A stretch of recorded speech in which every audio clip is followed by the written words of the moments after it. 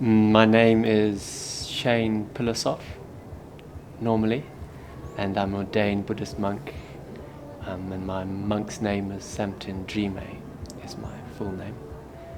And I was born in Harare in 1982 in December. So I'm now 30, I turned 32 just the other day. 31, sorry, gosh. And I've lived in Harare most of my life. All my school life I was here until I was 18, 19, and I disappeared off into the big wide world for a bit. Well, it all actually happened quite suddenly when it happened, but from when I suppose even my last few years at school, up until I became a monk, which was about 24, I think, I didn't really know what I wanted to do. I didn't really want to get a job and have a wife with 2.4 children and all of that. There was nothing that really inspired me to want to sort of dedicate a lot of time and effort in my life to doing. And so I was traveling around and working and doing a bit of this and a bit of that. And then when I was 23, I think, I went to India with a girlfriend, and I'd met her before in New Zealand, and then we agreed to meet in India, and I suppose I kind of thought that she might be the one, or might be something quite special, but it didn't work out quite as it planned. And so then I kind of thought, well, maybe it's not that I'm looking for the wrong woman, maybe the person who's doing the looking needs to be looked at. And my mom at that time was about to do a 1-month retreat, and so she sort of said, why don't you come down and try it out and see, give yourself a chance to look at yourself and see what you see. So I did that, and I quite liked it. It all went quite well, I suppose.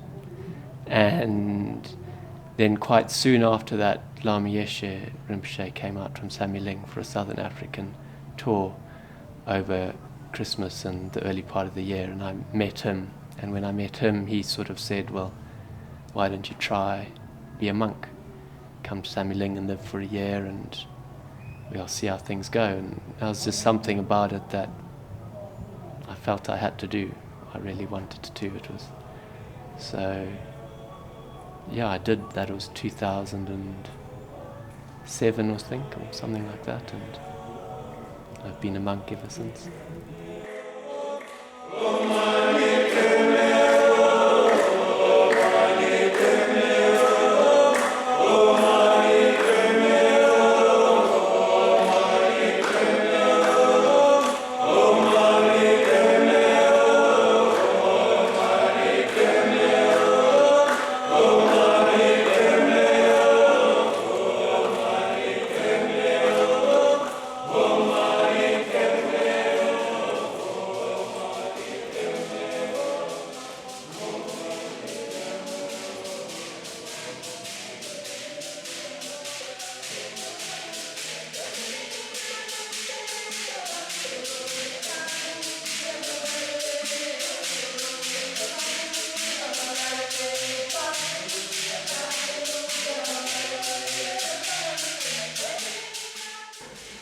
Waiting for a precious visit.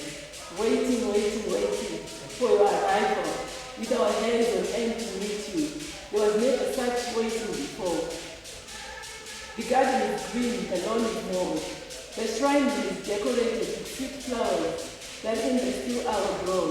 There are sentiments in plenty and a welcome beyond praise.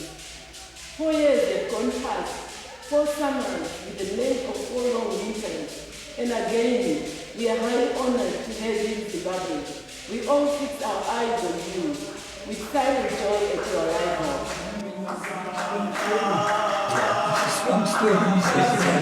That's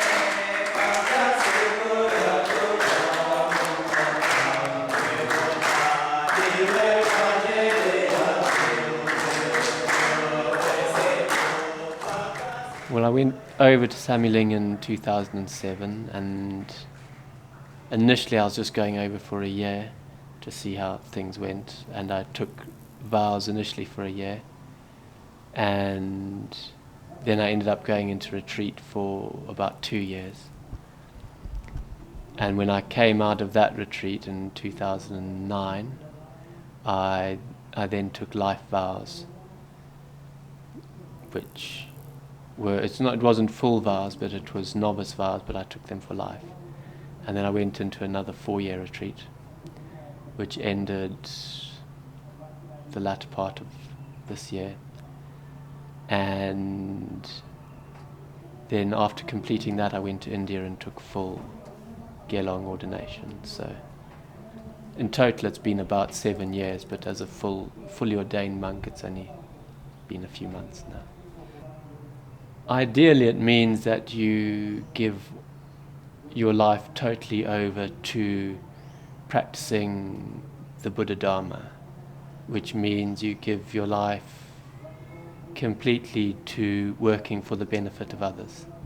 I suppose is a short way of putting it. So you give up all sort of worldly, all the vows and sort of lifestyle of a monk is that you give up all mundane and worldly activities, and that all your time is spent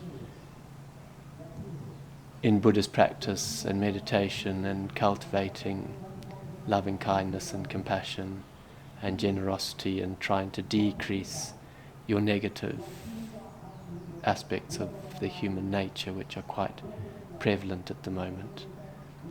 So things like anger and greed and desire and all that. So it's a process of living, trying to diminish those and increase your positive qualities, which through doing that you'll automatically be able to benefit yourself and others. Now my next adventure or stage of my path is to go over and study in Nepal with Akong Rinpoche, who was the retreat master in my previous 4-year retreat, and he's now based in Nepal full time. So I'm going to go live out there in some form. I don't know exactly for how long or exactly what it will be until I'm there, but the plan is to go out there and be able to live and study and practice with him full time, hopefully for quite a long time, until I'm able to return back to Zimbabwe and really live here and work here and be of benefit to the Buddhist community in Zimbabwe and in Southern Africa.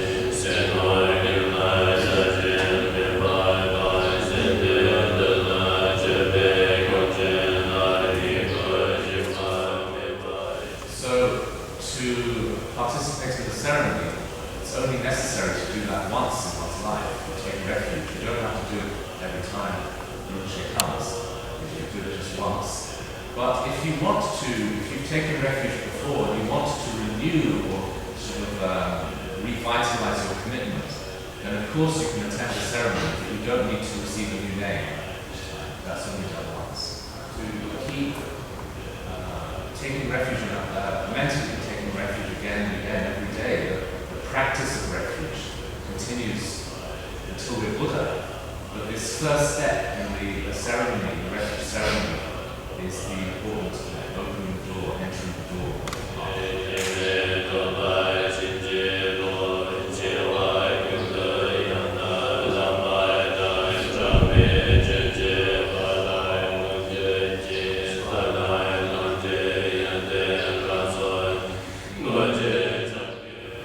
take refuge and you make this commitment, what you are saying is that you respect all traditions and all faiths, but you personally want to go very deeply and wholeheartedly into the Buddhist path and to practice that with strong courage and strong connection, to be more kind and more compassionate and to give up harming others. That is the basic commitment of a Buddhist.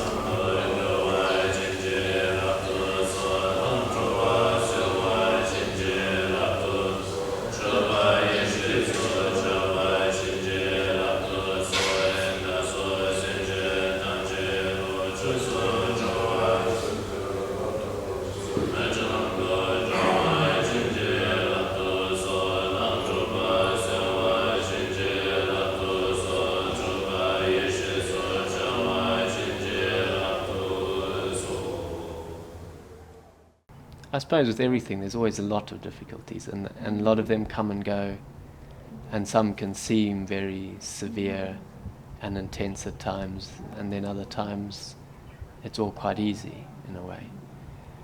But I've always had a very lovely and close family life, and so the path I've chosen, I'm very separated from that, and I don't have much contact at all now with my family except when I come back for holidays and things. So not being a part of that is very difficult.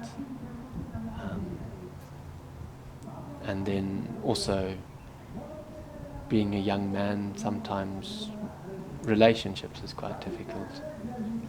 You know, that sort of, I suppose growing up, a lot of my life that's seemed the most important thing to me was to find someone and be in love and have children and all of that. And so at times the monk thing seems sort of so completely opposite to that, and sometimes it's quite difficult to sort of remember why I'm doing a monk and all of that. So that's quite, at times, quite difficult. But as I said, it comes and goes. Sometimes you go for months and there isn't sort of any difficulties or hardships, but then other times it sort of, it overwhelms you and it floods you up, and you just got to hopefully get through it. I don't know, I think it just sort of chose me, really. My mom was not always Buddhist, but was Buddhist for a large part of my life, and was never sort of evangelical about it and trying to say everyone should be Buddhist and all of that, but she seemed to be benefiting from it a fair bit. And I went to a very Christian junior school, and there was a lot in the way that Christianity was taught in the schools, and that didn't really sit very comfortably with me. And I think I always quite liked religion in a way, but just never found one that sort of sat with me very easily. And then Buddhism just happened very naturally. But from the time I got interested in Buddhism until I actually became a monk and went into retreat, it was a very short period of time. It was only 6 or 8 months or something. So it all just fell into place quite quickly, and it just seemed like the right sort of thing to do. And I think now, having been in it a lot longer, I think that true religion in any form, there is very, very few differences. And on the surface and the way it's practiced and taught, there can be a few differences, but the general message of religion in general, I think, is very similar. And I think, especially wanting to do work in Zimbabwe, I think it's very important that it can be something that can benefit anybody's spiritual journey, whatever sort of direction that is. I don't think it has to specifically be Buddhism or anything like that, but for me, Buddhism just made a lot of sense. So it was quite easy to sort of dive into it in a way.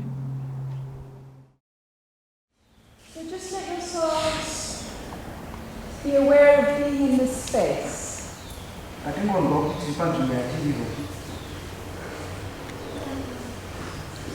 Harare therapy is a program that was developed by Dr. Akong Tulku Rinpoche, a high Tibetan Lama, soon after he came to the West, and he was introducing meditation to Western people. Scan your body from your feet up.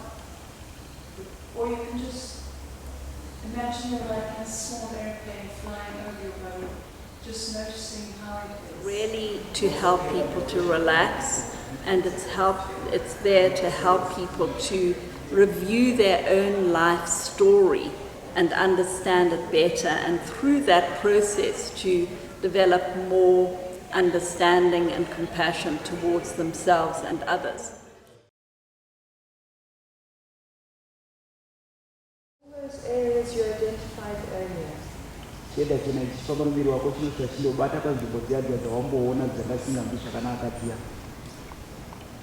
So wherever there is pain or tension, or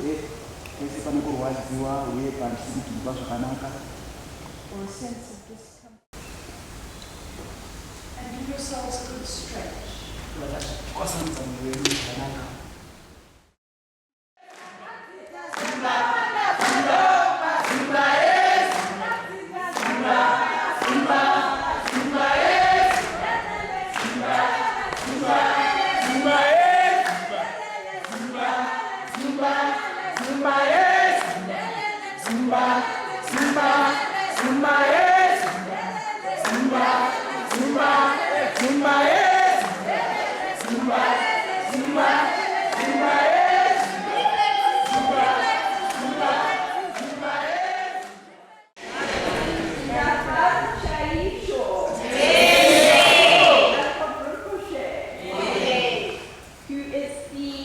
Guide for all of us in the therapy program. Rinpoche to actually develop the program.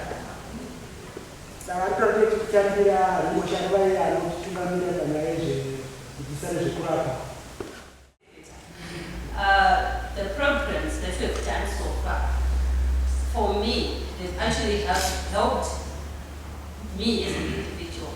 They've helped me as a person. And what we did with the Back to Beginnings, it has made me let go most of the anger that was building up in me. I think most people have in my family and friends, they sort of have an appreciation that I'm doing something that makes me happy. And so that's, in a way, it's enough for them. But yeah, I have met people that are quite sort of aggressive and in their trying to inform me that what I'm doing is incorrect, and that's fine. They can say what they like. It's, I'm not trying to do it to please people. I'm doing it for, it's a very personal thing, and I know that's not going to agree with everybody, and that's just part of what I'm doing. So it's okay. So the long-term plan, or maybe dream, I suppose, or aspiration, maybe is a better word, is to be able to come back and really be able to be of benefit in Zimbabwe and Southern Africa. And having spent a fair bit of time in retreat so far, I've become very clear in myself of what I need to have in place to be able to be back here and to really be able to benefit people, and not just sort of, be a fake monk in a way, because it is quite easy to do that, because it's something that people don't really understand, so in a way you can get away with quite a lot. So I really didn't want it to be that. I wanted it to be something really genuine and honest. And so I know to do that I need to go into the situation that Nepal will be able to offer, where it will be so sort of intense and demanding that there's no room for faking it, basically. And out of that sort of a genuine environment, then truly genuine results can come. And so hopefully if things go well and the karma's and there and I live long enough and all those sorts of things, that then I will really be able to get to a stage in myself where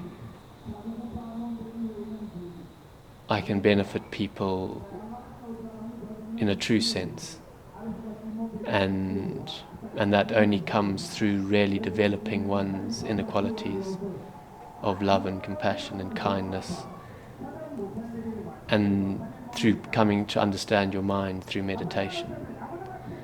And so that is what Nepal offers more than any other situation for me at the moment in my life.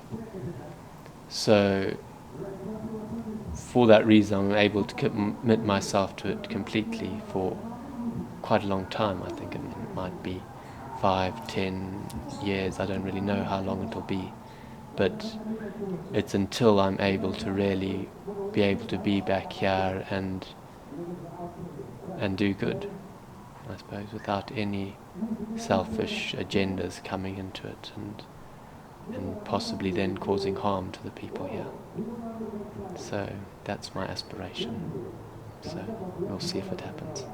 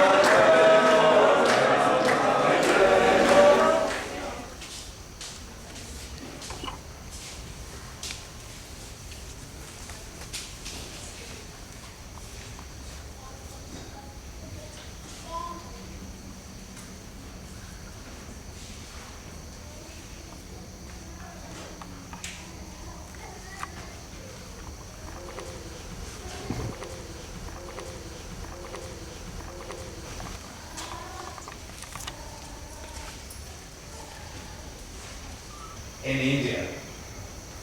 So there is no another hand.